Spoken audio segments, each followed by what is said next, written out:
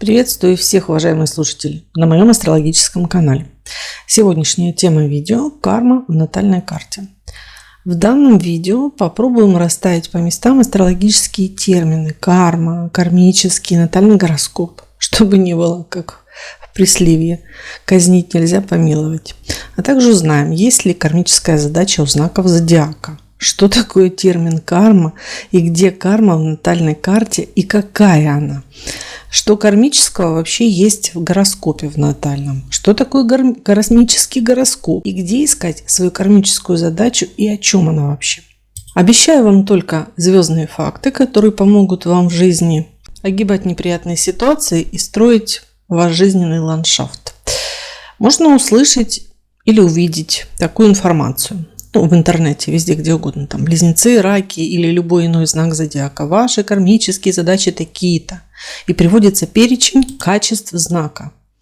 Далее следует: вы уже это имели в прошлой жизни, и в этой жизни вам нужно освободиться от теневых негативных факторов. То есть освободиться от части каких-то качеств вашего знака. Допустим, если речь идет о солнечном знаке. Например, Овны, вы пробивали лбом стены, обижали, упрямствовали, воевали. И теперь вы должны занять якобы роль лидера, но во благо себе и близким, а не агрессивно пробивать свое. Так ли это?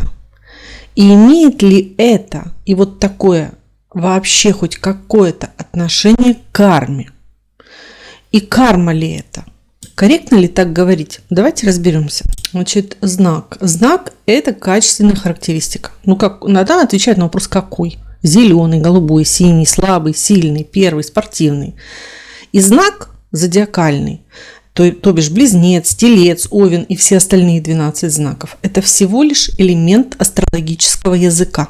И если в знаке, в натальной карте каждого из нас ничего нет, в частности и конкретно никакой планеты нет, то качества знака могут быть вообще просто не проявлены. Сам по себе знак, например, Скорпион, ему свойственно быть мудрый, скрытый. Это как элемент, вырезанный из контекста нашей натальной карты. И он вообще никакого отношения к карме не имеет. Или такое словосочетание, кармическая задача, и дальше следует есть у близнецов, у овнов и так далее, у всех остальных 12 знаков, и любого другого знака.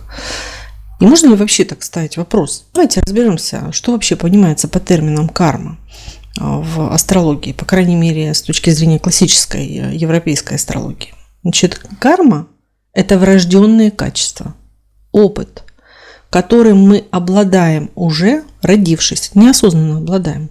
На момент рождения. Удивлены? То есть личный, индивидуальный гороскоп натальный каждого из нас, кота Мурзика, нашей машины, дает нам реальное представление о карме. Карма – это врожденный опыт, впечатленный, если хотите, в нашей натальной карте. Но только цельный взгляд на карту дает представление о ней.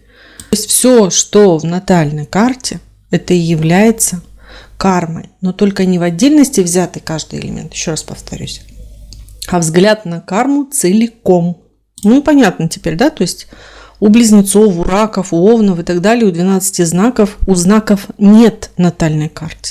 Соответственно, кармы у них быть не может, потому что у знаков есть только первородные или, как говорят еще, архетипические качества, какие-то, например, близнец, или овен даже, смелый, первый. То есть, еще раз повторюсь, все, что в натальной карте, но только взгляд на нее целиком, то есть посмотреть нужно, связывая каждый элемент друг с другом. И это и есть наша карма. А карма – это всего лишь врожденный опыт. Если хотите, это условно такой прошитый внутренний потенциал. Он такой дремлющий в момент нашего рождения. Или аналог клубочка с нитками, который мы будем на протяжении жизни либо развивать, разматывать, либо мы не будем его развивать. И это и есть наша карма. Очень такое страшное слово, но с очень простым смыслом.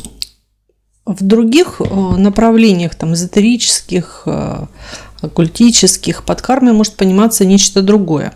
Мы не трогаем определение этого термина в их контексте, пусть они с ними разбираются сами. С точки зрения классической астрологии, мы пришли с кармой в момент рождения, получив натальную карту. Все, точка. И чтобы понимать свою карму, мы обязательно идем к профессиональному астрологу и делаем разбор натальной карты.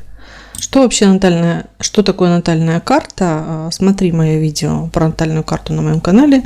Ниже под видео ссылка будет. И можно ставить условно знак равно. То есть натальная карта – это равно наша врожденная карма. Может быть, так запомнится лучше. Все, что идет в отдельности и в отрыве от карты, там тот же знак, планета в знаке просто и в доме, какой-нибудь аспект.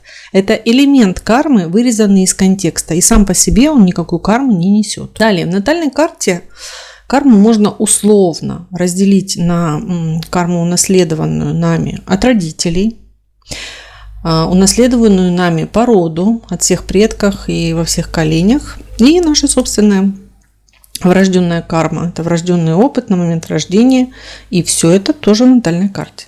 Карму условно в натальной карте, опять-таки, можно разделить по возрасту, или по зрелости, скажем так. Разные элементы натальной карты могут обладать условно разными такими кармическим опытом или возрастом. Значит, есть элементы карты, которые обладают молодым кармическим возрастом или опытом, а есть элементы карты, которые обладают разной степенью зрелым или старым кармическим опытом. И то, что обладает в натальной карте более зрелым кармическим опытом, обладает потенциальной возможностью проявляться более предопределенным образом. Или это будут ситуации, в которыми мы не управляем, мы не властны ими. Мы скорее ведомы в этих ситуациях. Хотя нужно сказать, что эта ведомость, она нами не осознается. То есть старая карма – это мы не режиссеры своего кино. Хотя мы этого не осознаем. То, что обладает более зрелым опытом в натальной карте, из этого, обладает наиболее таким зрелым опытом в натальной карте, там достаточно много таких элементов. Наиболее известные элементы натальной карты, обладающие таким зрелым опытом кармы, это узлы лунные, черные луны. Напоминаю, не сами по себе, а в контексте целой карты. То есть это не черная луна в раке обладает кармой, а именно вписанная в ваш гороскоп. Но перечень таких элементов достаточно широкий и не ограничивается только этими позициями. И эти более зрелые элементы нашей натальной карты, они склонны потенциально притягивать неизбежные некие такие обстоятельства жизни, которых не избежать. Но это не значит, что они могут быть абсолютно плохими. Нет. Например, южный узел. Он неизбежно будет нас толкать проявить опыт привычным образом по нему. Для того, чтобы описать его опыт, нам недостаточно посмотреть на один знак или на один дом, в котором находится целый процесс с ним связанный. Но это элемент зрелой кармы. И события, провоцируемые им, или какие-то жизненные обстоятельства, или внутренние состояния, они носят некий потенциал неизбежности. Что такое потенциал вообще? То есть потенциальная возможность есть, будет она, не будет, это еще зависит от нас во многом. Или, к примеру, возьмем, допустим, придется вырезать из контекста карты, потому что пример разворачивать целиком не имеет никакого смысла. Для примера просто берем, но вырезанное из контекста. Допустим, 4-й дом в Деве и Венера в 4-м доме. Это тоже может быть неким элементом зрелой кармы. Но возраст этой зрелости, он разный может быть. То есть, что мы видим? Что есть некое унаследованное, и неизбежно с этим мы столкнемся и в семье наших родителей, и впоследствии инстинктивно проявим сами врожденный такой некий опыт построения межличностных отношений, которых будет свойственно и нашим родителям, допустим, некая придирчивость, критичность или проявление критики, внимательность к каким-то мелочам, расчетливость. И мы будем проявлять неизбежно таким же образом, строя свои межличностные отношения с партнером, допустим. И избежать этого мы не сможем. Что может обладать молодым, незрелым кармическим опытом в натальной карте? Еще раз повторю, то есть карма в карте все, абсолютно все. Поэтому молодым незрелым опытом в карте будет обладать то, что не обладает зрелым кармическим опытом. Это может быть что угодно, любой элемент карты. Например, это может быть любая планета с аспектами в доме, в конструкции, с градусами и всеми остальными характеристиками. Например, Солнце с его аспектами в первом доме, в первом градусе, с очень быстрой скоростью.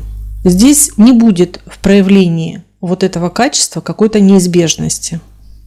Опыт есть врожденный, но неизбежности, то есть то, чего избежать нельзя, здесь не будет. И здесь есть потенциал у элементов с молодым, зрелым кармическим опытом потенциально поступить осознанно.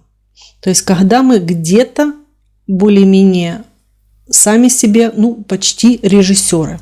То есть когда речь идет о более молодой карме, мы можем все-таки быть неведомыми в тех или иных жизненных обстоятельствах. А это значит, что мы можем управлять отчасти какими-то элементами, сегментами или нашей жизнью. Если есть карма в натальной карте, значит где-то и есть кармическая задача. И где она? Она тоже в натальной карте. Ее, опять-таки, можно прочитать, повторюсь, как попугай, только исходя из цельного взгляда на карту. И лунные узлы во всей ситуации играют далеко не последнюю роль, а, скажем так, одну из ведущих скрипок. Кроме того, в натальной карте есть элементы, которые называются или в своей характеристике, в названии имеют термин карма кармический. Соответственно, они уже сами по себе, естественно, несут в своей сути некий потенциал неизбежности. Что это такое в карме такое является? Кармические узлы. Мы лунные узлы называем кармические очень часто, да? Они рассказывают нам о нашей так называемой кармической или эволюционной задаче. То есть с чем мы пришли, куда идем, в какую сторону развиваемся. Есть также группа кармических аспектов. Это аспекты так называемые девятки с мажорным аспектом во главе, аспект 40 градусов и конструкции с ними. Им тоже, этим аспектам, свойственно проявляться неизбежным образом. В самой характеристике именно этих аспектов обязательно присутствует какая-то такая неизбежность, или это слово, это термин. И это могут быть еще аспекты семерки, они такие рациональные, тоже такие интересные. Им свойственно иногда материализовывать, скажем так, наши скрытые мысли неосознанные. Тоже такой некий элемент все-таки кармы в карте. Кроме того, мы можем слышать еще такие термины, как, допустим, кармический гороскоп, применительно к каким-то картам. И само это слово уже нас завораживает. Но это всего лишь инструмент. Например, кармический гороскоп – это тематический гороскоп, построенный с узлом на асцендент. И от этого кармичнее он не становится. Это инструмент для дополнительных исследований нашей и без того уже кармической карты натальной. Или драконический гороскоп. Это та же наша натальная карта, но построенная в другом зодиаке, в драконическом. Это тоже инструмент для исследования нашей натальной карты. По сути, наша натальная карта, но только в другом зодиаке. Поэтому, если кто-то хочет понять свою карму, такое очень пафосное слово, на самом деле это наши врожденные способности, врожденный опыт, куда они будут развиваться, какая там стоит кармическая задача, какие жизненные ситуации склонны проявить себя потенциально неизбежным образом, то необходимо обратиться за расшифровкой натальной карты к профессиональному астрологу. И нужно сказать, что у каждого человека, абсолютно у каждого, кармическая задача эксклюзивна, она неповторима. Нельзя произнести фразу «вот у вас и у меня, и у соседа, еще у кого-нибудь узел в весах, и все у нас одинаковая карта». Это вообще очень некорректно. Карма у каждого неповторима и особенна. потому что это врожденный опыт, с которым мы пришли. Надеюсь, в мое видео вам хоть немного помогло расставить по местам термины карма, кармически, натальная карта и было для вас полезным. На этом все. Оставляйте свои комменты, подписывайтесь на мой YouTube и Telegram канал по ссылкам. До новых встреч!